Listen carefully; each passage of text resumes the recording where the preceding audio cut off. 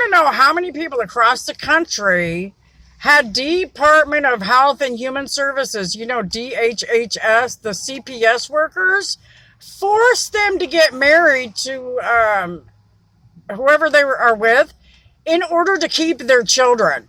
Because, that's a civil rights violation. And I have that issue with these guys. They tried to force me to be with somebody that was married to someone else, knowing I'm married to someone else. And so we were married to two different people, and they were trying to force us to be together, like commit adultery, which is a civil rights violation. It violates your right to religious freedom. And it's my understanding, I've seen a whole lot of this going on here in the state of Michigan. What I want to know, I've got a laundry list of people, too, that it's happened to. I want to know how many people it's happened to across the country. So if it's happened to you, say something. Make a video and say something. Because the people are not going to know until you tell them.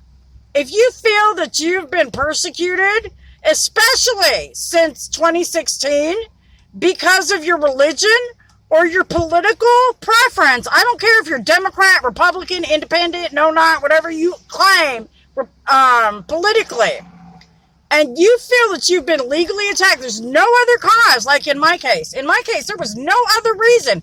Every time they came up with a reason, we were able to squash it quickly. So they knew these guys went after me maliciously as a Republican. And I'm pretty sure it's because I'm a Trump supporter. That these guys attacked me.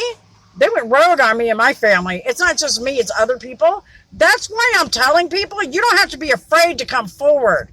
Especially if these people wrongfully took your kids.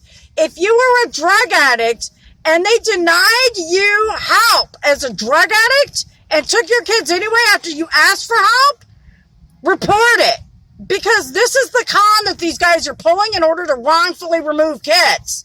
Just because you're a drug addict does not give them a right to take your child. I was proven to be innocent of being a drug addict. They know now that I did not do anything other than smoke medical marijuana. So I'm the one that's going to say, hey, I know in other states that they don't just take your kids because you do drugs or because you drink. But they're doing that here in Michigan. I've watched them not take people's kids, CPS.